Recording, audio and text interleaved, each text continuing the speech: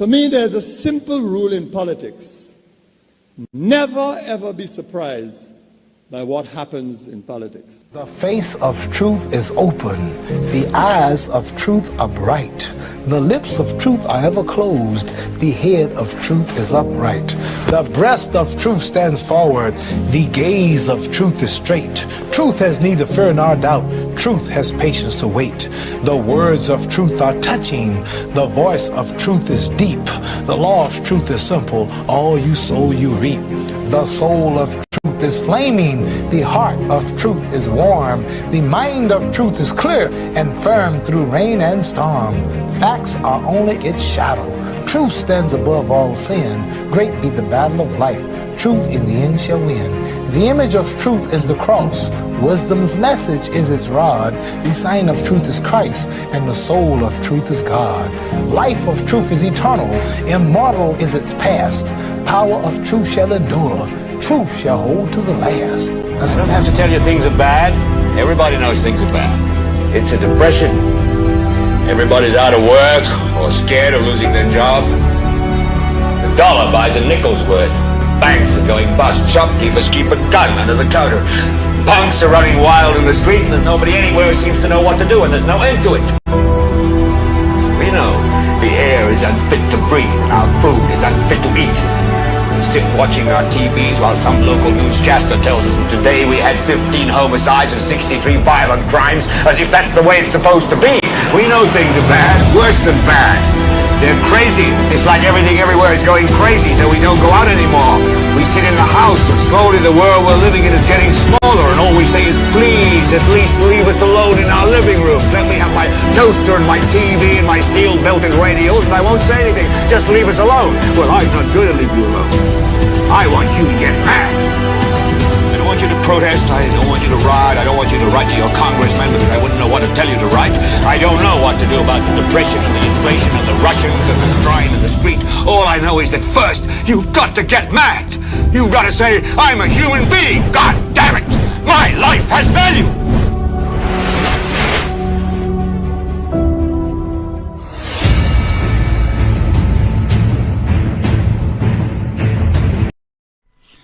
That means we conclude at 15 minutes after 2 o'clock this afternoon. Welcome to another edition of the world's most monitored talk show, NewsSpin. And we apologize for the late start of the broadcast. We had some technical difficulties, which have since been rectified. In a bit, your calls at 452-2979, 452-2979. WhatsApp calls and messages 716-2026, 716-2026. And Amanda is here. She will be going through some of your comments in the chat room. Once again, we do apologize to you. We make a comparison, as we do from time to time, between St. Lucia's Prime Minister and his counterpart over in Barbados, Mayor Montley. It's not a case of me not being patriotic. It is a case of going for what is world class. It is a case of giving Jack his jacket and Jerry his jerry can. The Prime Minister of St. Lucia, for some unknown reason, he takes pleasure in further dividing the people of St. Lucia.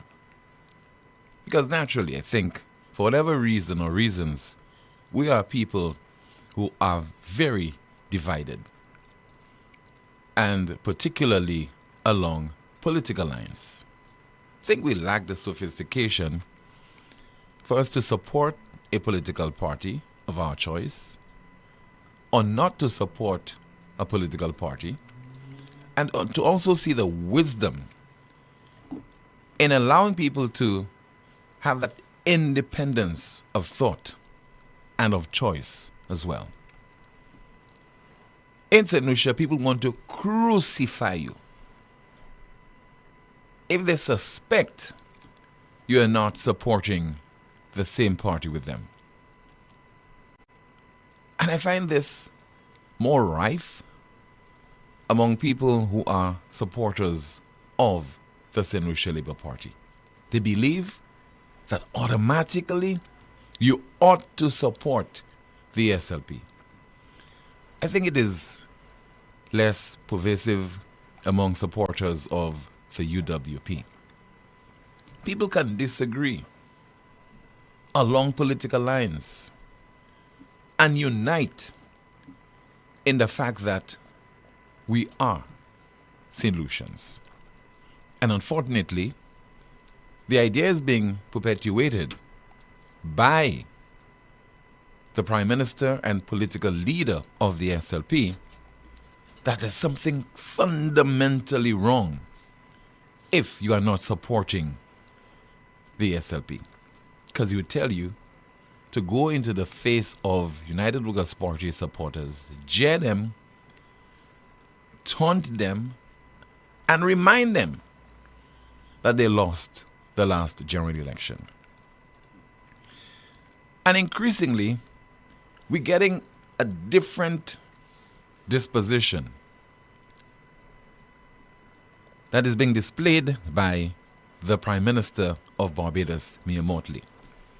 As late as yesterday, while she was on the hustings, as her BLP party is trying to retain a seat which was recently vacated, and there's a by-election that is scheduled for the 21st of this month. And incidentally, the opponent of the DLP is a St. Lucian-born woman, Felicia Dujon. And last evening, whilst the Prime Minister of Barbados was on the platform, she preached unity. And in the case of saying, we don't see the DLP as our enemies. In St. Lucia, the contrary is being preached. That if you're not a supporter of that party, then automatically you're deemed to be an enemy. And this, we as a people, we certainly have to fight against. This cannot be continued to perpetuated in our society. St. Lucia is too small. Let us coexist, knowing that you are a supporter of the SLP and your neighbor down the road is a supporter of the United Workers' Party. But what unites y'all is that you all are St. Lucians. Let's hear from the Prime Minister of Barbados, who is also the leader of the ruling Barbados Labour Party. The people in the Democratic Labour Party are not our enemies. They may be opponents in an election, but they're not our enemies. And I could easily reduce myself to the type of rhetoric as a leader that would cause people to believe that. But what would I be doing to you, the ordinary citizens of this country, if I was so reckless and irresponsible? The people in the Democratic Labour Party are not our enemies. They may be opponents in an election, but they're not our enemies. And I could easily reduce myself to the type of rhetoric as a leader that would cause people to believe that. But what would I be doing to you, the ordinary citizens of this country, if I was so reckless and irresponsible? Definitely, the Prime Minister of St. Lucia can emulate the actions of his Barbadian counterpart. Anxiously looking forward to your calls right now at 452-2979. Once again, 452-2979. Your WhatsApp calls and messages 716-2026, 716-2026. We have a WhatsApp message and somebody says that I compare that same scenario to Heineken versus Peter drinkers. Heineken drinkers will try their best to convince you that you're drinking a real beer. At the end of the day, to each his own, and I like what I like. We both drink beers, so cheers. Well said. I compare that same scenario to Heineken versus Peter drinkers. Heineken drinkers will try their best to convince you that you're drinking a real beer. At the end of the day, to each his own, and I like what I like. We both drink beers, so cheers. 452-2979, 452-2979, along with your WhatsApp messages and your WhatsApp calls at 716-2026. And our leaders ought to lead by example. And even the electorate, the St. Lucian public, please wise up. Because the politicians, they are leading us, and we could call out a few names, identify a few individuals, but we won't do that today. They are the ones who are benefiting from that kind of division that they are promoting in our beautiful St. Lucia. They are the ones who are benefiting from this. We have a call via WhatsApp as we say hello and good afternoon to you. You are on the air. Good afternoon, Tim. Yes, sir. Good afternoon to you, caller. Now, you see what they call a leader? That's a real leader. I believe Philippe J. Pierre, and not only the politicians in St. Lucia, I believe the people of St. Lucia need to take note of Mayor Motley. That's a real leader. Thank you. Thank you so much for calling, sir. We have another call, this time on the landline. Let's go to that contributor. Good afternoon to you. This is NewsSpin, you're on the air. Tim, good afternoon. Hi, good afternoon to you, caller. Well, good afternoon to Amanda. Good afternoon, caller. Tim, I don't believe our Prime Minister can help it, because at the end of the day, when you do not have something in you, there is a saying that you cannot give what you don't have. So maybe that is what the Prime Minister knows, and that is what he's displaying. He cannot change. Now, what I want to discuss with you today, Tim, I listened to on Newsmaker Live last night. I listened to Ralph Gonzague, the Prime Minister of St. Vincent. I listened to Dr. Zile, the Minister of Tourism and CIP. And I listened to our Prime Minister. But what I suspect him, and it is like a trend, Dr. Zile never want to give figures of events or actions or deals or contracts. And I am wondering why. Because that is a big question. Why? Because, for instance, we have the CIP, and Dr. Hiller was saying that he needs permission from Galaxy in order to tell St. Lucians, the people who voted him, to be in the office where he is right now and holding the portfolio that he is holding. He needs permission from Galaxy in order to say how many files and how many passports that the government of St. Lucia has issued to Galaxy. He refused, but yesterday he went to Dubai and gave an amount, say from 300 files a year, amount up to 5,000. And he had to 4 times increase the capacity of staff in order to meet the demands. Even the bank was shocked and everybody was shocked because of the volume of files and passports. But yet still, he will not give solutions, any figures. Last night, I listened to a reporter asking Dr. Hillett the cost of the jazz festival, how much money that was spent, and how much money that St. Lucia made out as a result of the jazz that just concluded, and they say it was a success.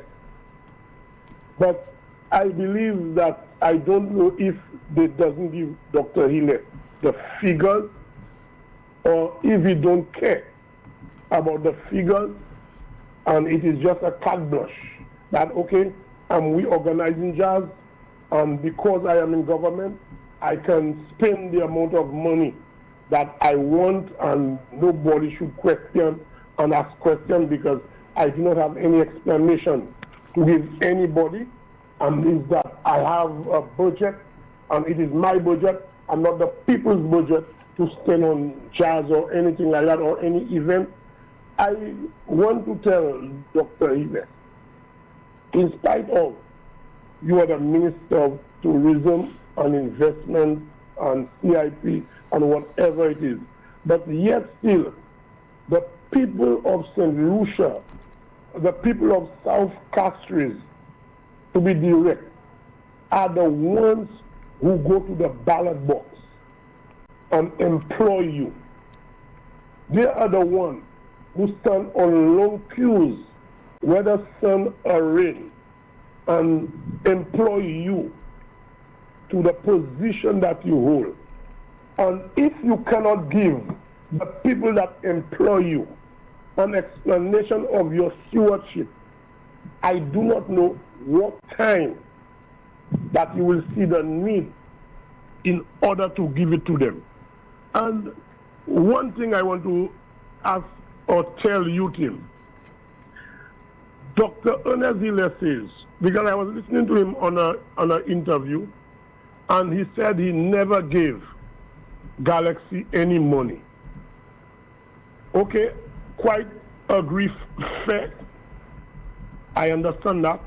But we gave Galaxy a contract. I said we because I am a St. Lucian. A contract to build a hotel for $400 million. The files and passports that we gave to Galaxy is exceeding $1.2 million. And Dr. Hille is on record saying that both in the House and in a Chamber of Commerce interview that the money does not belong to St. Lucian. So if the excess 800 million is not St. Lucian money, okay, who gave away the money? Because there is a surplus of $800 million. So who receiving that money and who give it away? Is it the St. Lucia government or Dr. Ernest Hille as the Minister of CIP? I thank you, Tim. All right, sir. Thank you so much. We have a WhatsApp message. It reads, "Shame on both governments. Honestly, it breaks my heart. After all these years, and we still don't have a hospital. How is that even possible? People are suffering, people are dying, and yet nothing has been done. Both sides are to be blamed. Shame on them, shame on both of them. And you know what hurts the most? It's not just the hospital.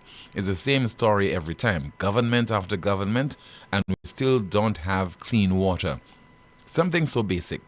We still have broken roads. We still struggle with the most simple things. How long are we supposed to wait? How long are we supposed to stay quiet? It doesn't matter anymore who started what or who's pointing fingers. At the end of the day, we, the people, are the ones suffering, and it's about time people open their eyes. They promise, they talk, they blame, but they do nothing, and we keep paying the price year after year. Enough is enough. We deserve better. We deserve leaders who care. We deserve the basics, water, roads, healthcare. It's not asking too much. It's our right." That was a one-stop message. Let's turn our attention now to the landline as we say good afternoon to you. This is NewsSpin. You're on the air. Okay, we lost that call. 452-2979. WhatsApp calls and messages 716-2026. Good afternoon to you, Amanda. Let's find out what is happening in the chat room. Good afternoon, Tim. Good afternoon, Newspinners. A few comments in the chat room. Someone says here, the Duvade government, how comes the Judas property is worth more than the Burnham's land? If the government had our interests at heart, they would have found a property that would have not cost taxpayers that much to build the Hall of Justice. It is said the Benan's land was sold before the government started to think. The document reads, people of St. Lucia, be wise. The politicians want to destroy us. In order to destroy a people, you must first divide them, divide and destroy. A NewsSpin says, say it loud, the Labour Party supporters behave as if people are not supposed to support any other party but theirs, out of order. The document reads, wow, now that's a real leader speaking. Someone says here, Prime Minister Mia Mottley is a grown woman with a mind. She is intellectually and psychologically mature. Stop putting her on the same plane with Philippe Pierre. The document reads, Team PJP is not a leader, he's a politician. He will continuously divide us. A NewsSpinner says here, lest we forget it was Chasney who said we declare war on the Labour Party. So TP will and come again. And the document reads, Team, they said that those opposing are enemies of progress. Like all political rhetoric is gospel truth. Someone says, Team, my biggest question is why? Okay, that was from yesterday. Back to you, Tim. Thank you so much, Amanda. Some more updates still to come regarding your comments in the chat room. Let's take a call via the landline. Good afternoon to you. You're on the air. Hi, good afternoon to you, Tim. Hi, good afternoon, sir. And Amanda, nice to be. Good afternoon, caller. Nice to be on the air today. Mm-hmm. Let's look at some critical things there. You know, I think the whole of St. Lucia is really bypassing this, and it's like I don't know if it's bypassing or if it's flying over our heads. You know, up to this day, you're hearing Dr. Didicus Jules making statements because he went to Washington with the heads of the OECS, and he made a very important statement, you know, and it relates to governance.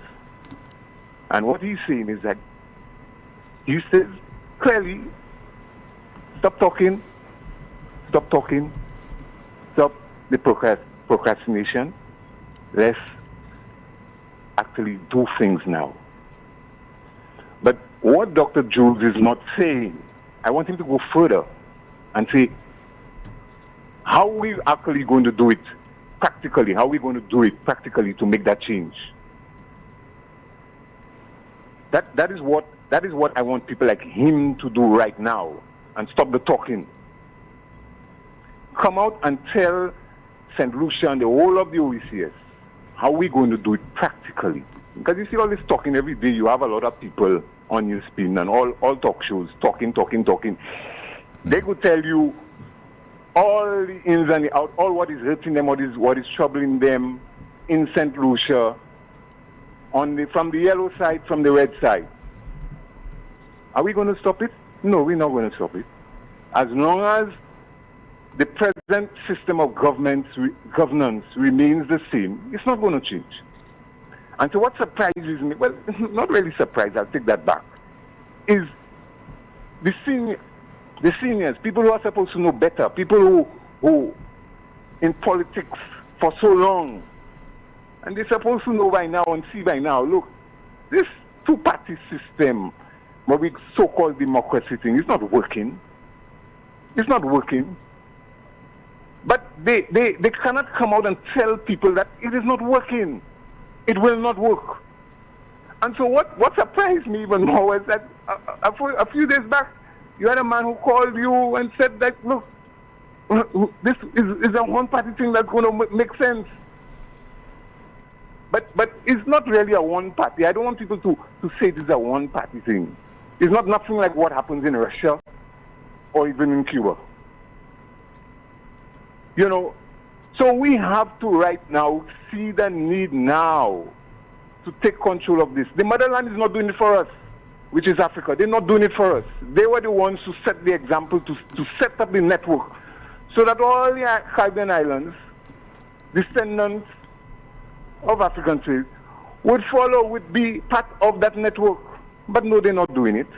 For Traore, everybody bigging up Traore, but Traore is who only reached to a certain point and no more. He have how much barriers around him there? Right now he's running to Russia to help him. You know? So I don't want to divert, but what I want people to see is that system of governance is the one, that is the head, that's what will make the change to bring about what you want to see happen in the country. And so if you want to see all the nonsense happening on the road, stop. If you want to see all the nonsense happening in the school, stop. It is only when the head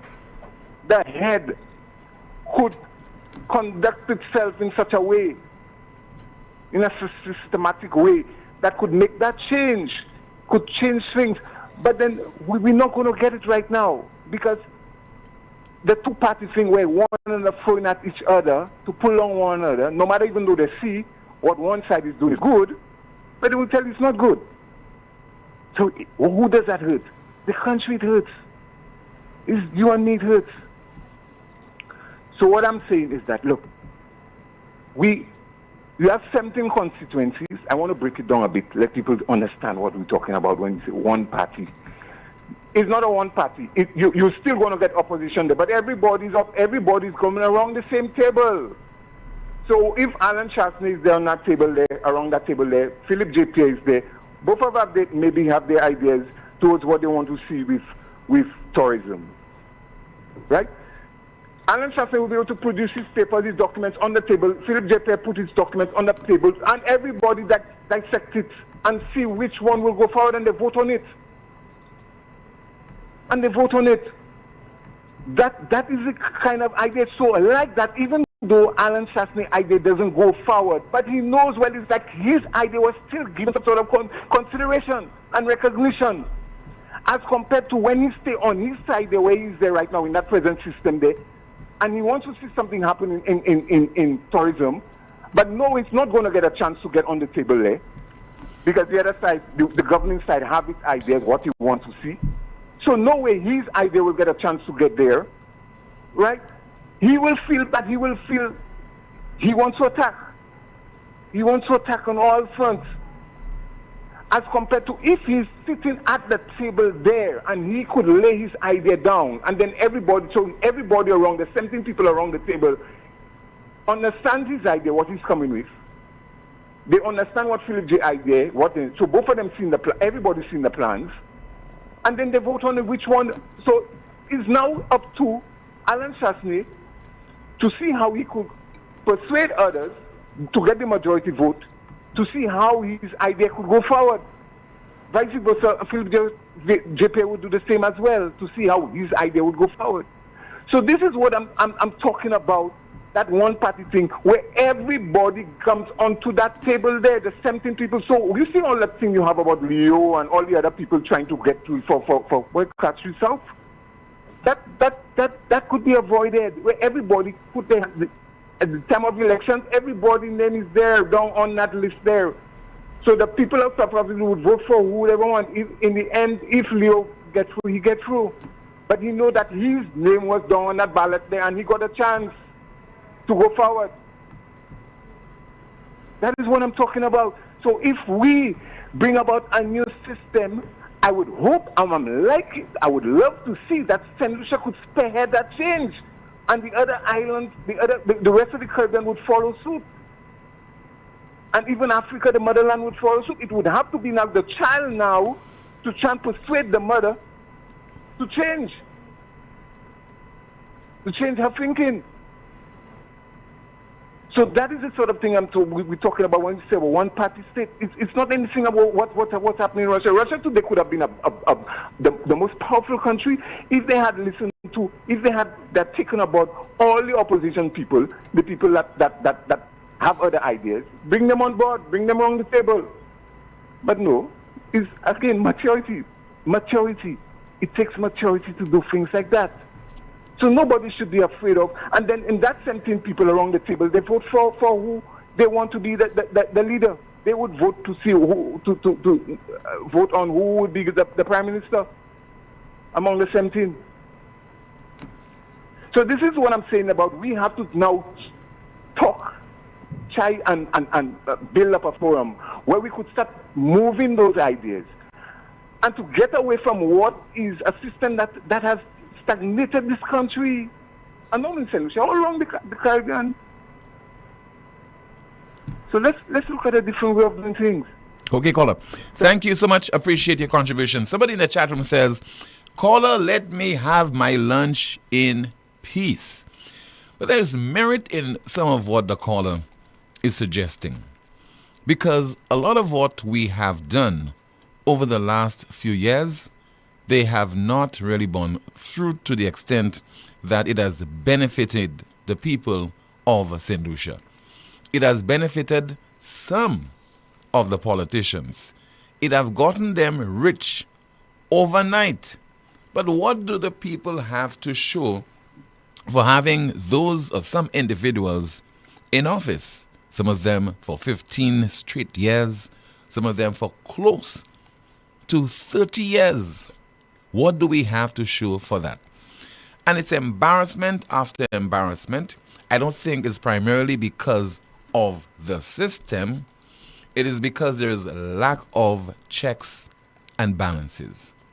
Why should we tolerate any politician, any government, putting us through this embarrassment of reconstructing a hospital?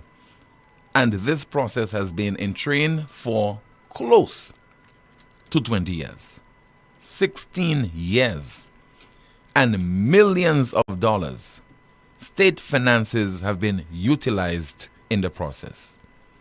And why it has not happened? Excuses from this side, excuses from another side. You have complaints coming from members of the public, and we are not holding those politicians' feet to the fire. We just keep accepting. A halls of justice under construction, you have a sword-turning ceremony, grand speeches by various officials, including the nation's finance minister. And all of a sudden, you're not hearing from the government, you're hearing from a member of the public that there has been a change in plans because of an oversight midway. And that will cost the taxpayers of this country $14.5 million. What is at the heart of the problem? The citizenry should take the blame for this, because the politicians are having their way. The politicians are not being made to account to the people of St. Lucia. And rest assured, later, the next few days, etc., you will hear what the politicians will tell you in defense of the government having to spend an additional $14.5 million to purchase the Ajuda lot. And this was not part of the original plan. And just listen to what the Prime Minister said earlier this week regarding that purchase. This ain't part of fait pour mal. Here's what will happen. We will have a beautiful set of green space in the middle of Castries, right? We have Sir John Compton. We probably put Sir George Charles next to him, so we can have a Heroes Park. So just think about Castries with a nice green space. You understand? A House of Justice next to it, a beautiful green space. Our heroes, John Compton, George Charles, probably somebody else in the center. Just think about it, So, what is the impact on bien qu'a fait pour mal? Bien qu'a fait pour mal.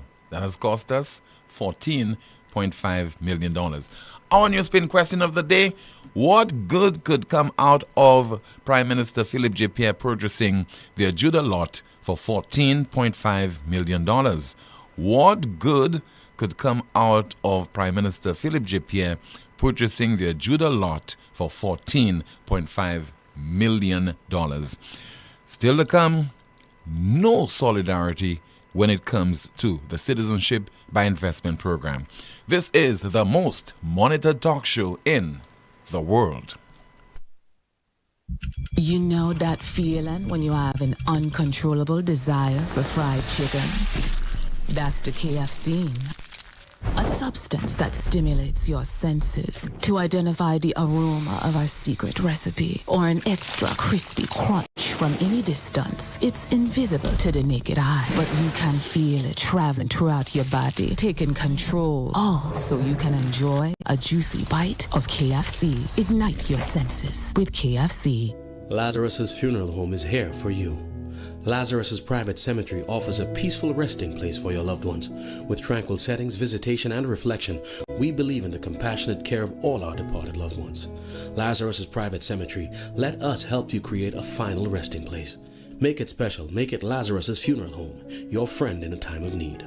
Payment plans are available for tombs. Call us in Vidboutet at 452-7491 or in New Dock Road, VA4, 454-6555. Lucelec wishes to advise customers and the public that its customer service offices at the Carolec building in Sans Souci and VA4 are temporarily closed to facilitate urgent maintenance. The Lucelec Cantonment office in VA4 is now open on a limited basis, offering all services except payments. The Rodney Bay office remains open to serve customers. Customers who wish to make payments during this closure are encouraged to access the My Account service at myaccount.lucelec.com. Sure Pays online and walk-in service options or participating financial institutions. Payments made via Sure Pay and My Account Direct on weekdays from 8 to 4 p.m. will be processed to customer accounts the same day.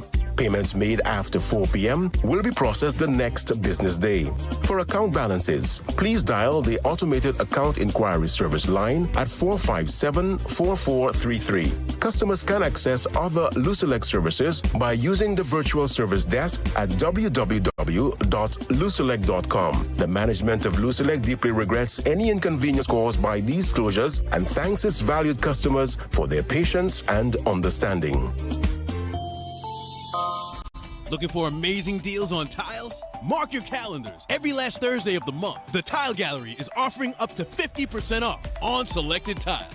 Whether you are renovating your kitchen, updating your bathroom, or giving your entire home a fresh new look, now is the time to transform your space and save big. Enjoy up to 50% off on selected tiles.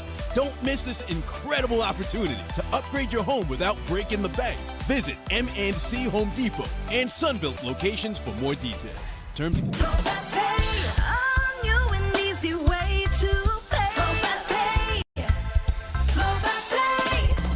You asked for it and you got it. A quicker way to pay your bills online. It's fast, secure, and easy to use. No registration, no additional fees. Flow is now offering FastPay, an online service that allows you to settle your bills in less than 2 minutes. Need a receipt? FastPay will send it to your email immediately. Use FastPay now for convenience, safety, and efficiency at discoverflow.co/fastpay.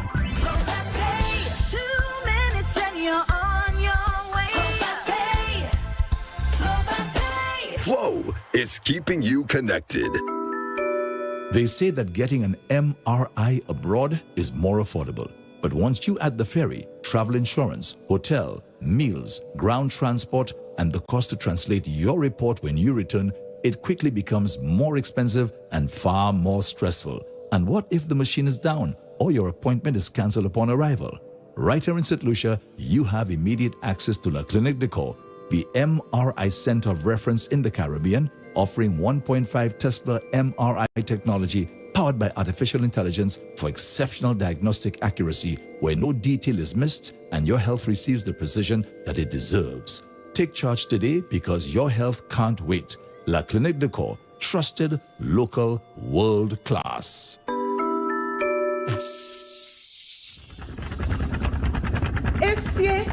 Don't tell me that tire flat again.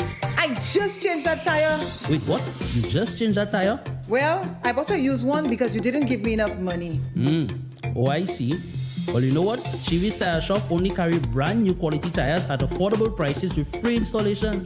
Hey, it seems you're working at Chivi's Tire Shop. How you know all that? Come on, Brenda. The tire shop down the road from our home in the American Drywall Building. Oh, yes. I forgot. Well, you know what, Patrick? Let's go there right now. Take your wallet. Let's go. Chivi's Tire Shop, located at the American Drywall Building, Vidboutet. Call or WhatsApp 584-5986. Chivi's Tire Shop. Pay less, drive more. It all started with a penny. For over 85 years, we have invested in our farmers, fishermen, people, and our country. When we were called to serve, we were here. We understand what is valuable to our people and our country. That is why we support all industries, including tourism. We are the bridge towards a brighter future and economic growth. When our people, government, and businesses called upon us, we were here. 85 years later, First National Bank St. Lucia Limited is here for you. Hey, St. Lucians, this is the moment that you have been waiting for. St. Lucia! St. Lucian Massive, come out and celebrate with us. Learn about your libido, your energy, learn about your gut microbiome and why it is your center of health. Are you tired of taking pills for everything? Boy, I'm tired of them something that don't work. Come out and have fun with some of the top health experts and elite performer, Mr. McCasey and Nika, the chemist himself, Dr. St. Rose, and other entrepreneurs. Taste all of the products. Free admission, free prizes, and light refreshments will be available. Mark your calendars, June 3rd, 2025. Registration starts at 5 p.m. to 6 p.m. The main event is at 6:30 p.m. at the Financial Center, Point Seraphine. Listen, miss it and blame yourself. You gotta have guts in this world. Message Vanessa Cox on WhatsApp at 347-204-7670 to RSVP and for your free gift. Boom.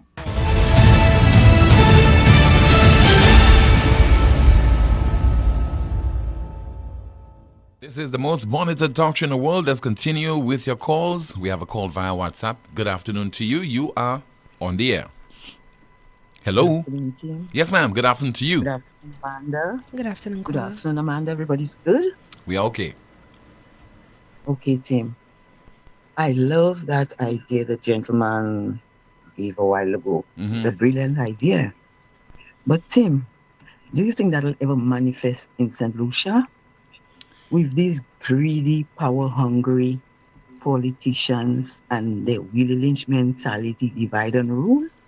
You think that will ever happen here? Huh, Tim? I don't think so. But if we the people demand it, it can happen. We the people? Tim, have you realized the way politics have St. Lucians? What do you mean, we the people? But it's we the people. We can make that change if we want it. Well, it's easier said than done. The way we going in politics right now in Central, Team, it's really a bad thing. So this idea, I like it, but we the people, you said, Tim, and I like the party to be in power for whatever reasons and whatever benefits. We the people, I support a party, but I see St. Lucia first. And what the gentleman was saying there, I see it's a very good thing, because this division in St. Lucia, I see it as deadly right now, where it's heading. What about having a system where we can directly elect the Prime Minister of the country? Even better still. So you don't have to be the party that's choosing the Prime Minister.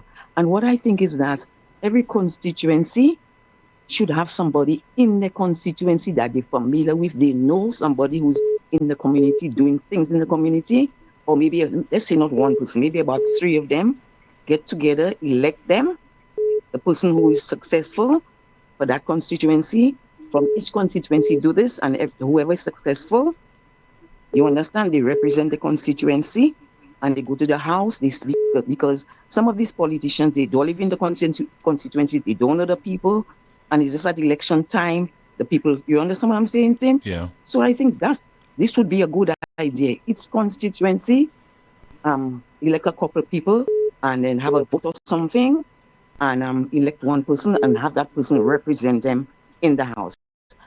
Red and yellow thing, because it's not taking us anywhere. And we St. Lucians better open our eyes and see we are the ones who stay down all the time, and the politicians are up there walking over us, taking us for granted, causing us to hate each other, sister hating sister, brother hating. It's a mess. So it's time for us, we the people you're talking about, Tim. I wish we the people would just get up and stand up and realize politicians are taking us for a ride. And that is all I have to say about this thing. Thank you for the time. All right, ma'am. Thank you so much for your contribution. We have another call via WhatsApp. Good afternoon. NewsSpin, you're on the air. Tim. Yes, good afternoon to you, Rick. Well, sometimes I think I take a break and just to listen, and then I realize that's impossible because something comes up and will not come up again. So you have to deal with it right away. The gentleman took quite a lot of passionate time there a while ago. Don't misunderstand me. I'm not saying he was too long. As somebody said. You are the last person to say that. Yeah, exactly.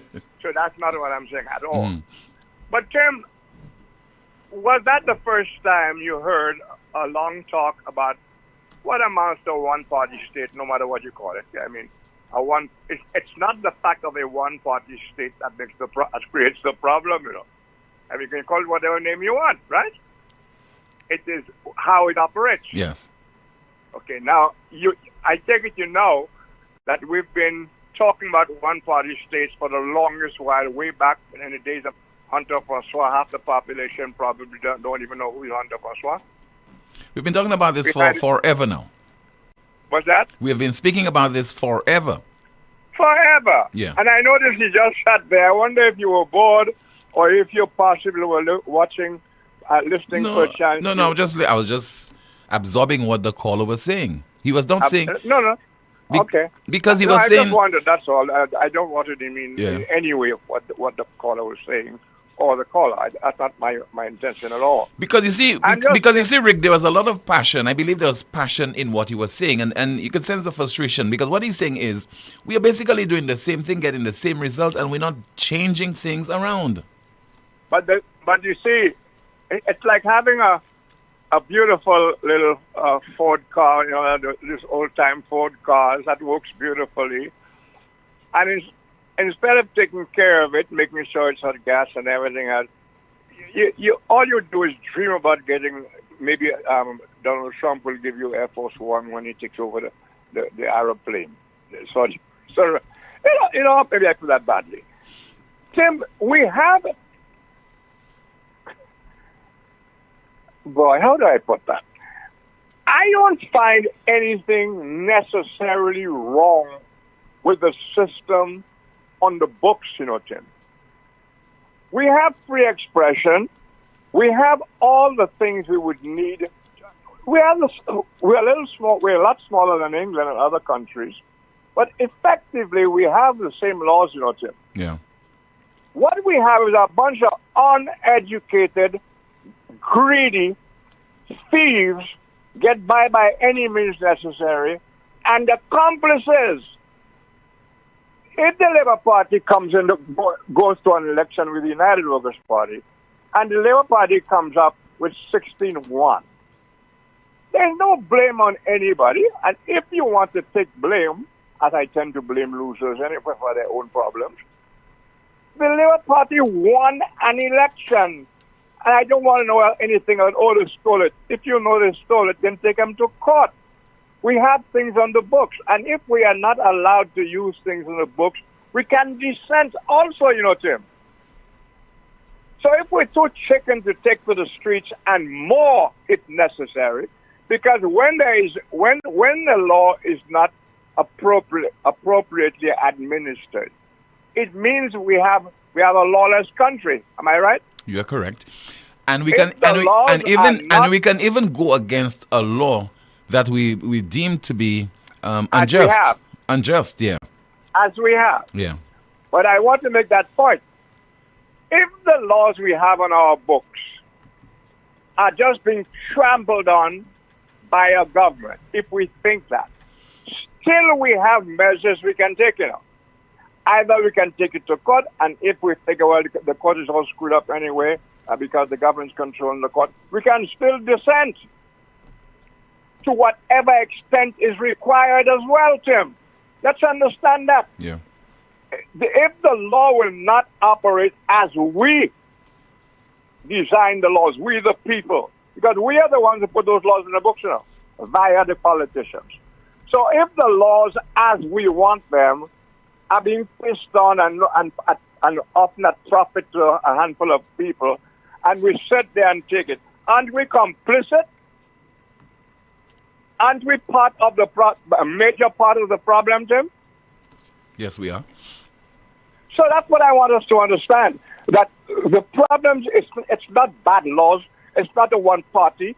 I mean, if the opposition party, whatever party it happens to be, does not do sufficient work, does not make it their number one priority to get back in office in the best interest of the people, then what the hell are we talking about changing the system? We have a population that is next to useless. Now, whoever wants to say I'm making, I just tell them, look around. Look around. Tell me what's great in the country and what your contribution to it is. Okay? We have a country with always a great potential. But that potential depends on the people, the quality of people, whether we rise or whether we sink into the toilet every day, or that we just talk foolishness, or we have no standards. I'm just reading an article. But Rick, before you continue, we must cease to being a country with potential. Potential after a while gets you nowhere at all. You know me on that word. I'm totally in agreement with you. Yeah, it takes you nowhere. A word, But if people will not strive to achieve their potential, to achieve their dreams in any sphere, there's a cost to that. You'll find yourself in the frog pond. You'll find yourself in the sewer, which is where we are. So the state of the country has nothing to do with one-party state or two-party state or four parties. Nothing whatsoever. It has to do with the quality of people. And we've been hearing the same complaints. See, if the Labour Party comes out of office tomorrow, you're going to hear the same complaints. Only the Labour Party is a lot more aggressive with its complaints, and it will do marches and beat pan and whatever else. And the EWPs apparently are not of that cut. They prefer instead just sit in their butts and cry and say, well, if only heaven would come down, and if this and that, and if only Alan Chastney was deeper brown in his skin. All of these are bullshit excuses for our own incompetence as a people, our lack of no aspirations. Whatever life is dished out in St. Lucia, Tim, people will live it. That is so disgusting.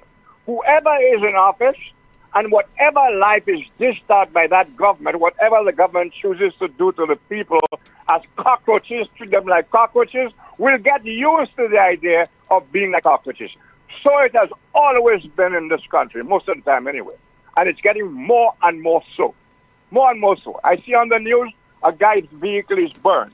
A guy or a woman, whatever. Do you know who owns that vehicle? I think the vehicle is owned by a foreigner, a foreign national who is in the UK right now. Probably is a Caucasian. Not even that kind of information we can get in a news item, Tim. We just see a vehicle, some guys burn the vehicle, and we don't know any more than what is on the tape. Where the police? What happened to the situation where the police chief told us that the DPP was about to reopen an inquest, and then he announced later that the documents had gone to the DPP. You know how long ago that was? A few months. And you know the case is referring to how long that was? 2011. Yeah. Now we can go if we want to and past 2011, before 2011, and count the number of unresolved homicides. We count only the month.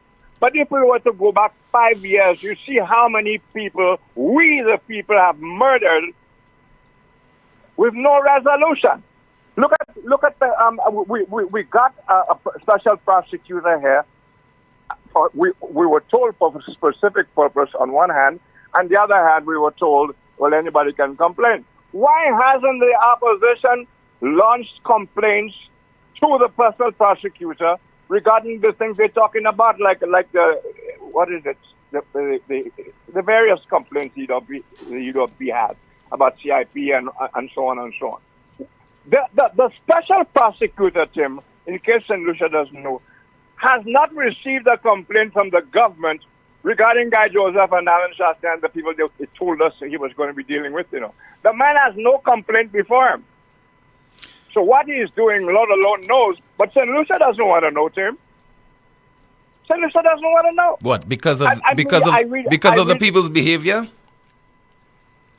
What behavior? They don't exist. They don't exist. Even the opposition is quiet about the special prosecutor that was brought on us, and which went on taxpayers at taxpayers' expense. He's been there for a year or more. Not even the opposition is making any serious noise or queries as to what that guy has been doing for 1 year. Not even the opposition. About a year and 6 months. A year and 6 months. And we were told during the campaign the guy would be brought here for a specific purpose. That specific purpose being to investigate Guy Joseph, Alan Chatney, and some other things, etc. Remember that? Yes. Now, we are also told by the Act that anybody can make complaints. Okay? So why hasn't the United Workers' Party put one complaint before the special prosecutor? You know why, Tim? Because they know it's a waste of time. So the people's time that they're supposed to waste, they choose to waste it by saying nothing. I would prefer to see the United Workers' Party waste its time putting motions before the House, putting things before the special prosecutor, than just doing nothing and say, well, boy, you know how it is. Tim, we are going to go nowhere, and no one party or 10-party state is going to even improve our situation to any kind of level unless we realize what we have allowed ourselves to become. Cockroaches. I watched what's his name, Ralph Gonzalez last night. You listen, and if you listen carefully, it all comes to the same down, Tim. Clever talk, etc. Look at how much information the public needs leading to an election regarding the CIP. The UW will tell you the people don't care. That's not true. The people have not been made to care to understand. Rick, what gives you the impression that the people of St. Lucia care about the citizenship by investment program? What gives you the impression? Well, it's not just the citizenship program. It is what is being done to them one way or another, or whatever complaints they have that to be investigated. Tim, there was a time when we had demonstrations here without breaking down things, There was a time when there was heavy noise in the parliament and so on regarding issues, There was a time. We have all become docile sheep. That's what we've become. Our standards are on the floor. If you watch a show, you're likely to hear all kinds of nastiness, nothing to do with the running of the country. I mean, we make mistakes, but we're supposed to learn by those mistakes, all of us. And especially we have an honor. And it's not just this government. They hate it when I say that. I heard somebody cussing me off, Rick Wayne and Tim. They don't like to hear that both did it. But it's because both do the same crap thing that it is perpetuated.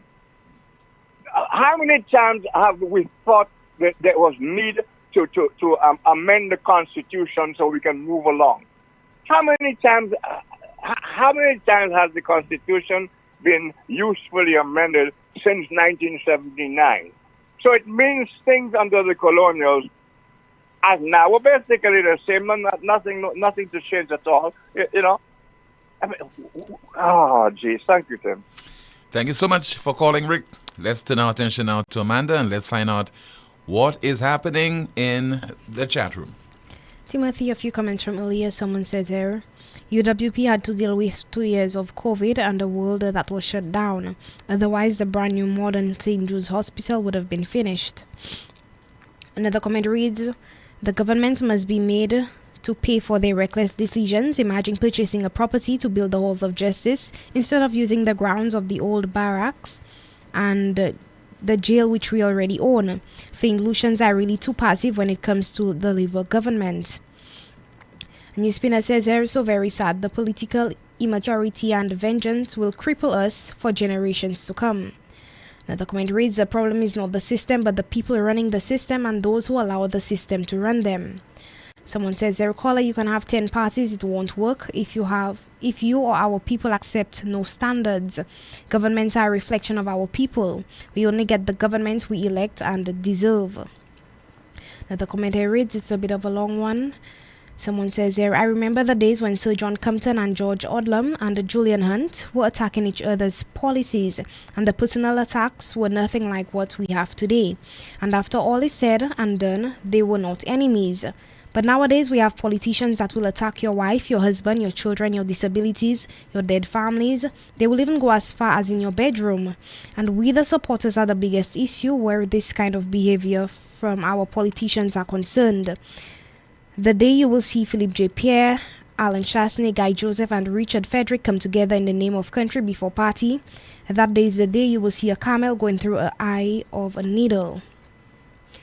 A NewsSpinner says, "Our team, a good thing for all of those involved in the planning and construction process, but a bad thing for the taxpayers." A commentary reads, "Agreed, Rick. It's all about a lack of accountability and enforcement of laws." That's for me. Thank you so much, Amanda. Still to come, some more updates.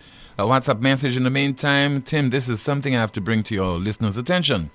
While the United Workers' Party was in office under the leadership of Alan Chasney, I remembered Minister Frederick on his show, Can I Help You?, while the Labour Party was in opposition. He was so excited having Alan Chasney and Mr. Philip J. Pierre to engage in a one-on-one debate on policy. Mr. Philip J. Pierre agreed to have that debate if things were put in place properly. Now, Mr. Pierre is the Prime Minister, so I am saying to Mr. Frederick now, the ball is in his court to have that debate between the Prime Minister and the opposition leader. Finally, Tim, Guy Joseph has asked for a debate with Minister Dr. Ernest Hilaire, Minister Richard Frederick, and the Prime Minister Philip J. Pierre countlessly on policy or whatever topic they choose to debate on. Let's see if we have some more of your WhatsApp messages. Somebody says there, "I think we can all agree that each of us have a unique set of strengths and weaknesses. We're all aware of the things we excel in, the areas where we're just good enough, and those where we struggle. Our individual skill sets are what make us who we are, and I think it's essential that we recognize when we're not the best fit for a particular task. Rather than struggling through or potentially failing, shouldn't we be willing to hand the reins over to someone who's better equipped to handle it? By doing so, we not only save ourselves from potential frustration, but also allow others to shine and contribute their expertise. Let's be honest with ourselves and acknowledge when it's time to step aside and let someone else take the lead. This is a message to all leaders in whatever organization that they are in St. Lucia. If you will not take heed to what other people in the organization or country are saying, if you refuse to be reflective in your management style, if you refuse to be objective in your decision making, if you continue to fail instead of uplifting the organization, if you refuse to provide opportunities for other voices to be heard, you should relinquish your reign and allow people who are more capable to do the job. Swallow your pride, suck up your ego, and take a bow." Let's see if we have some more of your messages. Somebody says there, "The special prosecutor won't find anything on Guy and Shas, but I can bet my bottom dollar if he investigates the same people who hired him, the entire Labour Party will go to jail." We have a call via WhatsApp. Good afternoon, NewsSpin, you're on the air. Hi, good afternoon, Tim. Yes. Good afternoon, Amanda. Good afternoon to you, caller. Good afternoon, caller. Yes, sir. Yes, Tim, it's been a couple of weeks since I called. I just returned from St. Lucia for the I really think music festival. It's just a couple of jazz entertainers in between, but I really think it's a music festival, so they need to reconsider the name or the branding on that. But Tim, I wanted to touch on two issues today from my observation. So I was listening to your program a couple of days ago, and I listened to the comments made by the former newscaster, Miguel Fravier, and he was responding to the comments that were made the previous day. Yeah. Tim, a lot of what the gentleman had called and reported on were any reasonable person would have taken that to think that those are things that has to be addressed. You're talking about you're talking about the observations that were made by Mr. Lionel Ellis. Yes, sir. I have not worked. I'm a former law enforcement officer, but safety is one of the things I'm always looking at, and stuff like that. So a lot of what Mr. Ellis talked about, I observed them myself. Okay, when he was talking about like while the performer is on the stage, there's no security in the front there in case someone was to throw a missile or something, or attempt to jump on the stage. So that's something that has to be looked at. I don't know if when the entertainers are coming in, if those are things that their safety people are asking questions about. One would think they should.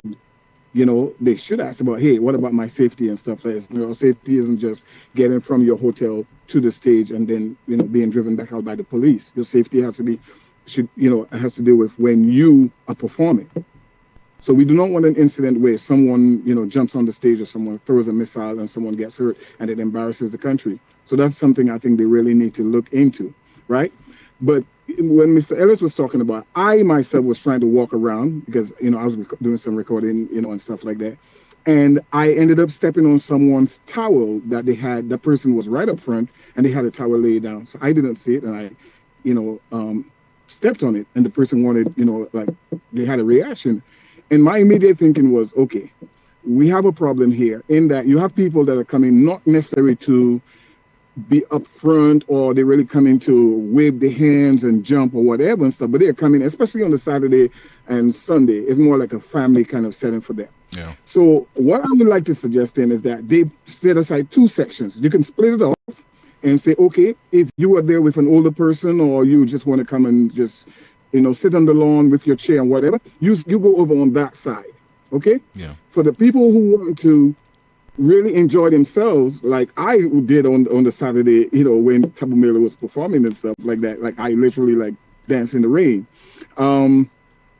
You have another section for people like that really want to come there and enjoy themselves in that way, because it's not fair for people that want to come and really enjoy themselves to be hindered by people that just want to come there and sit with their chair.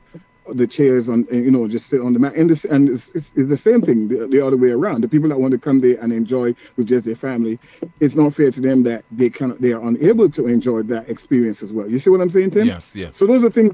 Those are things they need to look at. And just what Mr. Ellis was talking about, just if there was like a melee or whatever and stuff like that, you need to have areas where people can get without trampling on each other and stuff like that. Those are things that after 33 years you would think those are issues that should not even 33 years later we should be really even having a big discussion about, and people calling people names and not want to really address the issue. Because even if and just go back a little bit, if Mr. Ferrier had issue with you, he could have still taken the opportunity to give the name of the person who's in charge and the other people, enlighten the public. So I was very disappointed, because he's a guy that was working in the media and stuff like that. But like you said in your response and stuff, these people, when they get in position and stuff like that, they forget who they're working for. So it's all about their position, and who they're working for. But that's on that issue, Tim. But one of the things I observed, and that's safety, right? So I went to the Soufre Jazz as well, and one of my concerns has to do with when the police, when people are inside, the police have certain areas calling off, but they have no parking, right? But close to the fences, you have people selling items or whatever, and this is what I saw.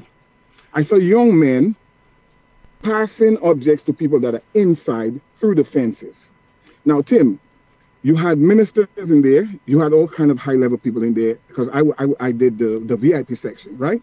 So I went to use the restroom by the VIP section, and there were young men right on the fence passing, whether it's marijuana or whatever. Let's say if they were passing a gun, okay? Mm-hmm. Let's say if that person was standing in the road and he's passing a gun to someone that's inside.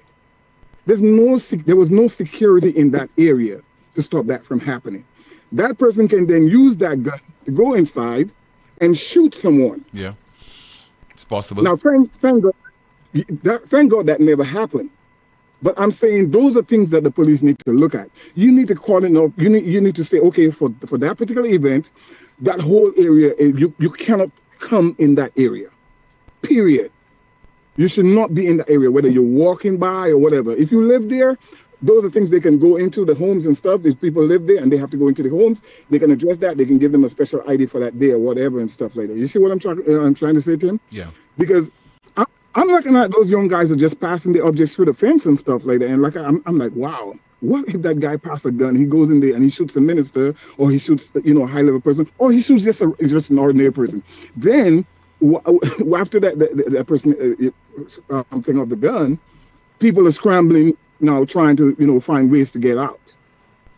So Mr. Ellis's point, was so pertinent on so many on levels that I don't see why Mr. Fabier, would have think like what he was saying was being political or whatever and stuff. It sounded like just basic stuff that they have to look into when they're having the security meetings and stuff like that. Those are things they have to look at. What if and and the possibilities.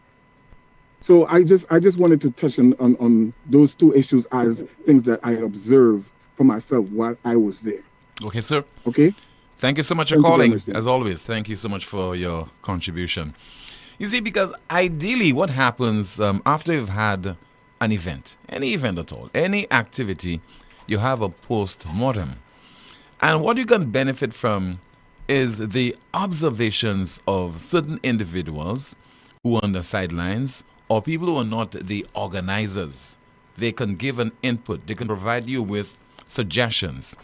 But as is the case very often these days, people go after the messenger with a vengeance, primarily because they see you as a threat, or maybe because you're not supporting their political party, or an attack on the organizers because of the observations that you made, probably would discredit what they perceive to be the hard work of the organizers, and also the final result could be the organizers become unpopular, by extension the government becomes popular, etc. It's a threat to them and their job. But I'm hearing that Miguel Fevrier is a consultant at the National Emergency Management Organization. That's what was forwarded to me information yesterday, that he is a consultant. That ought not to be the behavior of a consultant. You got a big job, you're getting your salary, etc. Your job is not to call another talk show and to ridicule people and to disrespect people on the basis of what? The individual made certain observations. I made my observations as well. If you are the consultant for Nemo, you call NewsSpin, you clarify certain issues, but you don't go on a talk show and you just, hurl all kind of insults. And again, it has to do with leadership. You wonder who is the head of Nemo, so that kind of attitude that is being exhibited publicly is tolerated. Who is the boss of Nemo? Who is responsible overall for Nemo? Who is the prime minister of St. Lucia? To take all those things into consideration, that kind of déclassé attitude. You're not talking about somebody who has made an observation regarding a private engagement. Even when you have a private engagement and people call and they make certain suggestions and so on, those should be accepted. You're talking about an event that is being hosted by a state agency financed by the people of this country, and another individual who himself has also organized many carnival events and shows, and he's making some observations, and you don't only disagree with him, but you believe that person should be ridiculed, should be disrespected, and that is tolerated in St. Lucia. This is the most monitored talk show in the world. Still to come, some of your calls, your WhatsApp messages, and of course we'll have another update from Amanda regarding some comments in the chat room.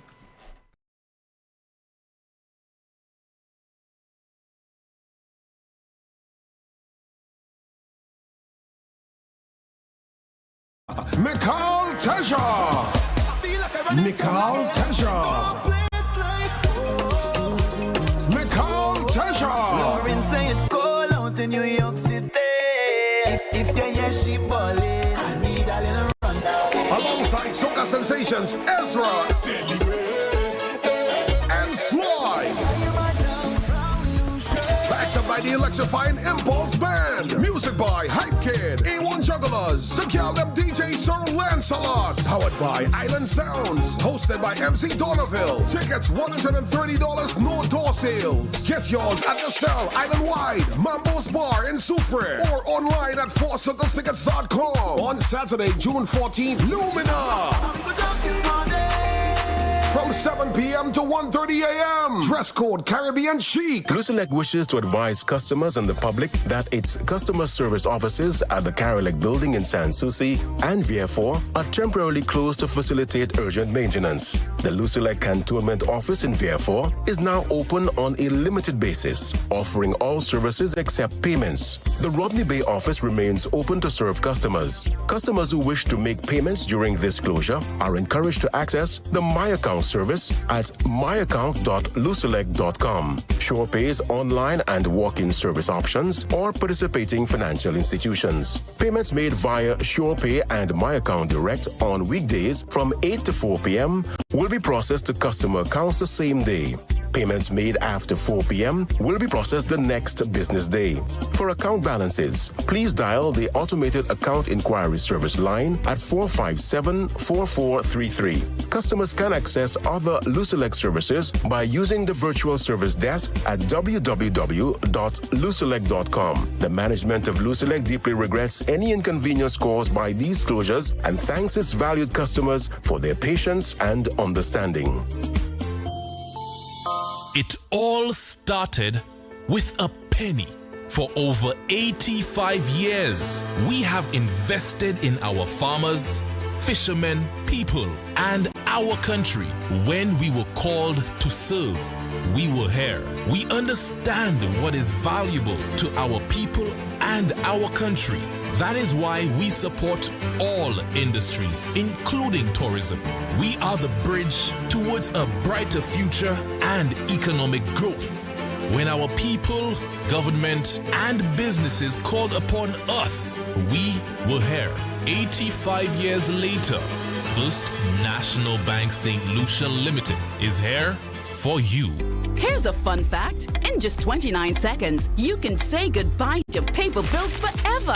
Seriously, in 29 seconds. That's less time than this ad. Head over to discoverflow.co or visit us in-store and update your contact information now. By October 1st, your bills will be digital, easy to access, secure, and hassle-free. So what are you waiting for? This ad still has 2 seconds left, and you could have already gone paperless.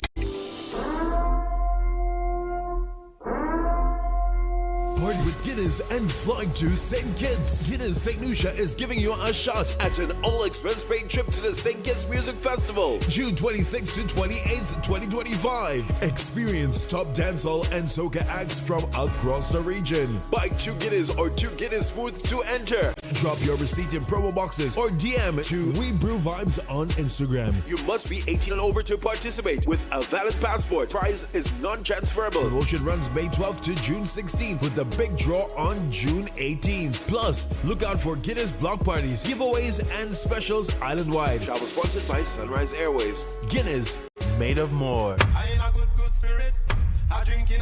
St. Lucia, are you ready for the ultimate all-inclusive? Chalet Blanc, the all-white event. Tier 1 now available at Frontline Ticketing, Eventbrite, Digicel Baywalk Mall, 4 Circles Ticketing, or WhatsApp at 240-344-8629. A musical journey curated by the best local and international DJs. St. Lucia Carnival Saturday, July 19th, 1 p.m. to 8 p.m. at Sanders Golf and Country Club, Kappa State. Look something to talk about. Unlimited drinks, brunch buffet, top-class entertainment. Stay tuned. This event is powered by One Golden Fox and Natalie Events. They say that getting an MRI abroad is more affordable. But once you add the ferry, travel insurance, hotel, meals, ground transport, and the cost to translate your report when you return, it quickly becomes more expensive and far more stressful. And what if the machine is down or your appointment is cancelled upon arrival? Right here in St. Lucia, you have immediate access to La Clinique de Corps, the MRI Center of Reference in the Caribbean, offering 1.5 Tesla MRI technology powered by artificial intelligence for exceptional diagnostic accuracy where no detail is missed and your health receives the precision that it deserves. Take charge today because your health can't wait. La Clinique de Corps, trusted, local, world class. Looking for amazing deals on tiles? Mark your calendars. Every last Thursday of the month, the Tile Gallery is offering up to 50% off on selected tiles. Whether you are renovating your kitchen, updating your bathroom, or giving your entire home a fresh new look, now is the time to transform your space and save big. Enjoy up to 50% off on selected tiles. Don't miss this incredible opportunity to upgrade your home without breaking the bank.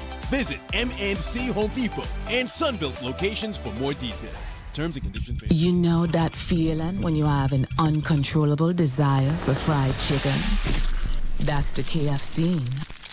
A substance that stimulates your senses to identify the aroma of a secret recipe or an extra crispy crunch from any distance. It's invisible to the naked eye, but you can feel it traveling throughout your body, taking control, all so you can enjoy a juicy bite of KFC. Ignite your senses with KFC.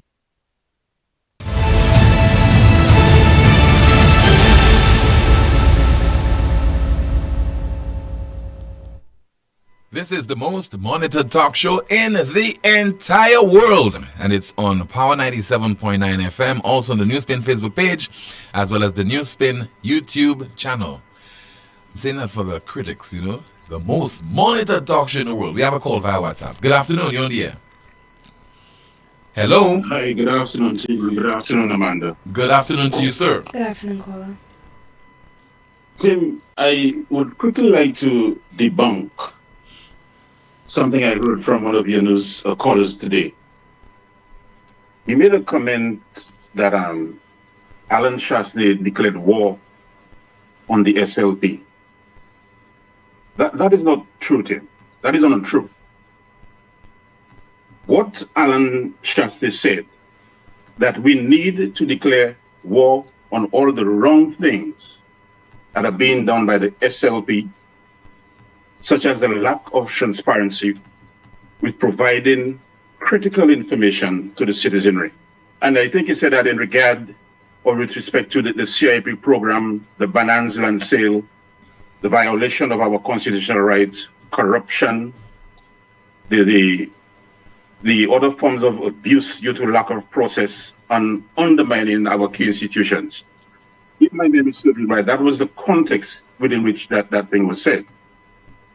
But let us contrast that, Tim, with what the former leader of the SLP said, my district rep, Dr. Anthony.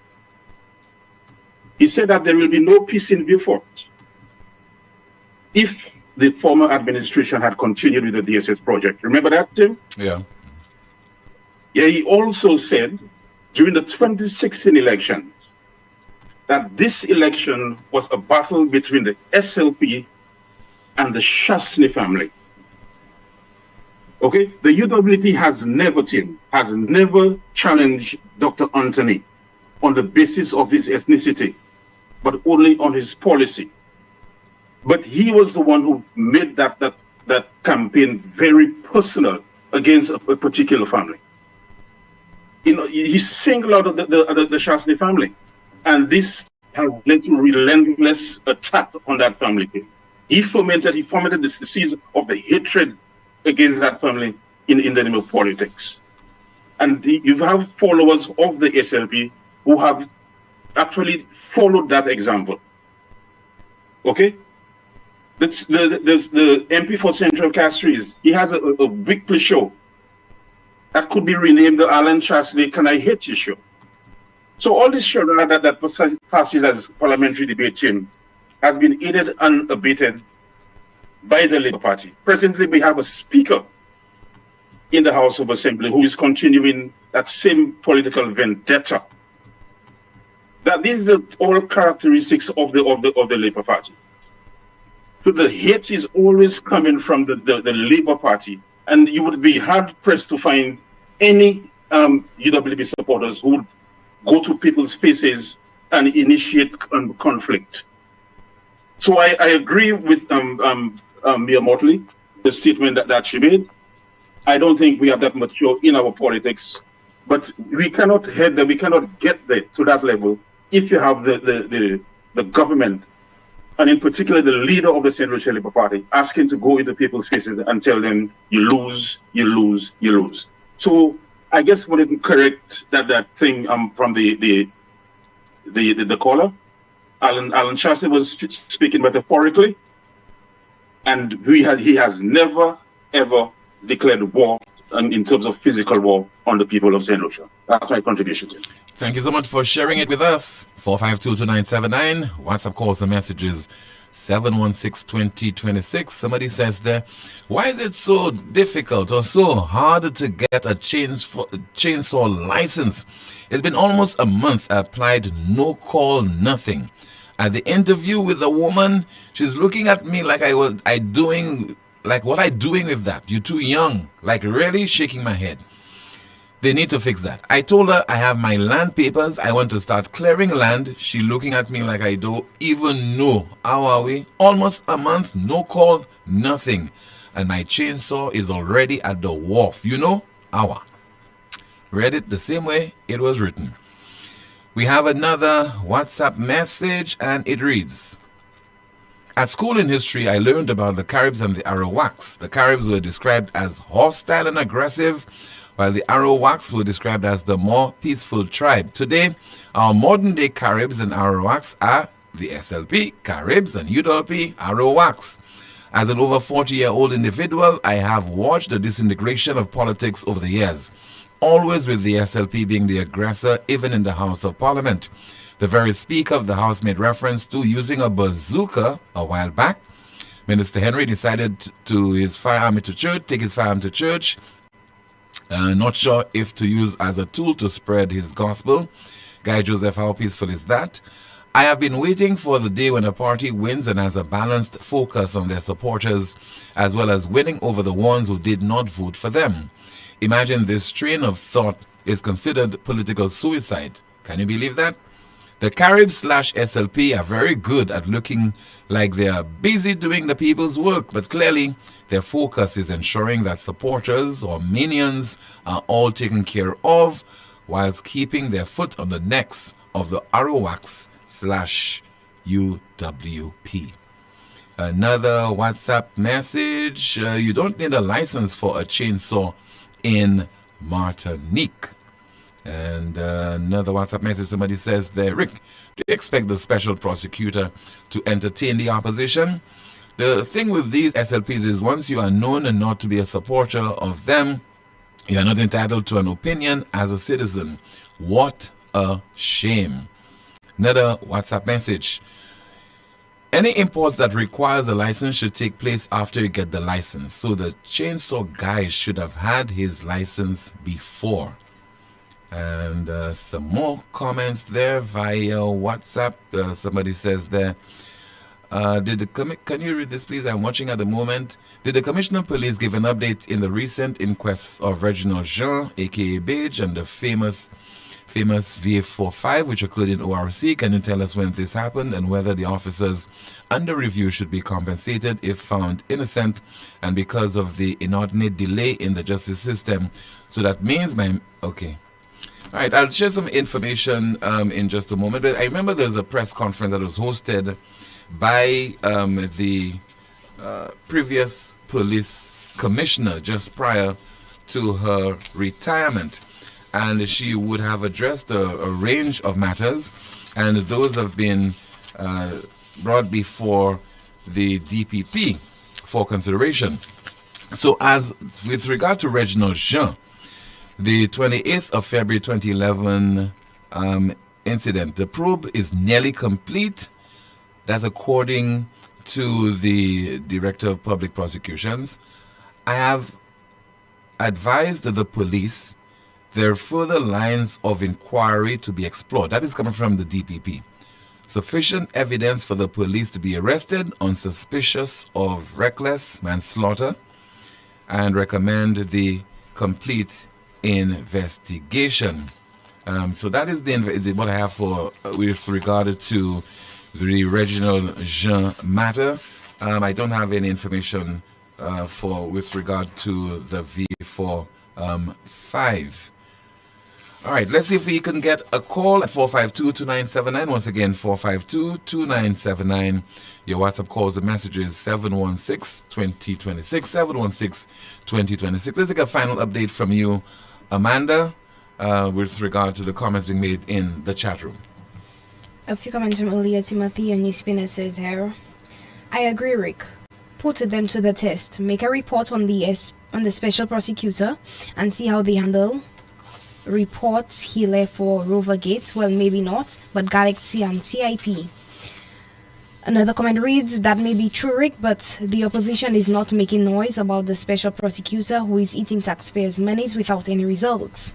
But if the opposition do begin to make noise and protest against the special prosecutor, I think it will look like the opposition has something to hide and is trying to interfere with the work of the special prosecutor because they do not want them to discover anything against them.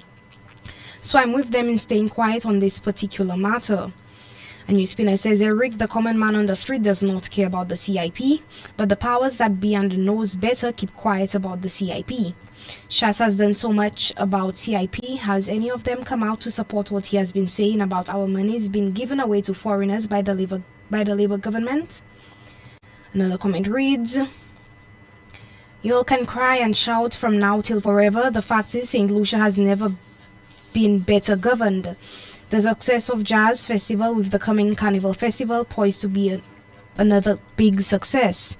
Just some of the reasons why St. Lucians will be voting the Labour Party government back into office. Someone says Rick, St. Lucians do not want to read and question the SLP's policies. Some are satisfied with handouts and step instead of a permanent job. The day we evoke the French spirit is the day we have an island-wide strike. If only government workers would strike, transportation and healthcare would join. Another commentator reads, okay, read that already. Back to you, Tim. All right, thank you so much, Amanda. So I have some of the further information regarding the VA45, and that again was a subject of a press conference by the Director of Public Prosecution. It says that with regard to Rosarius Marquis, Jean-Baptiste McFarlane, Mitchell Cadet, also Alan Louisi, shot and killed by police on May the 5th of 2011. As a DPP, further lines of inquiry have been explored, warrant the arrest and interviewing of officers involved on suspicion of reckless manslaughter. So that's information regarding the query that was made by a contributor via the WhatsApp platform.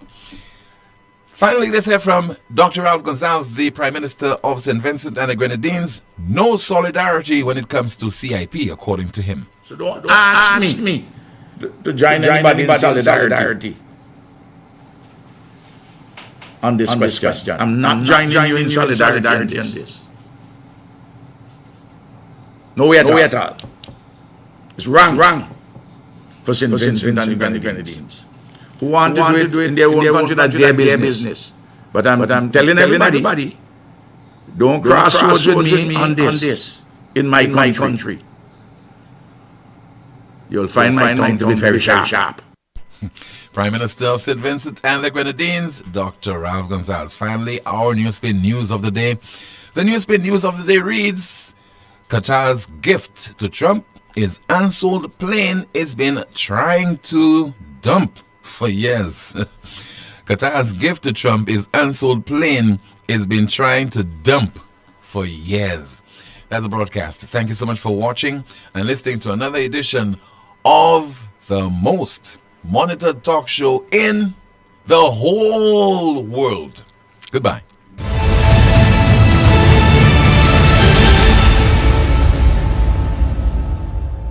Power 97.9. It all started with a penny For over 85 years, we have invested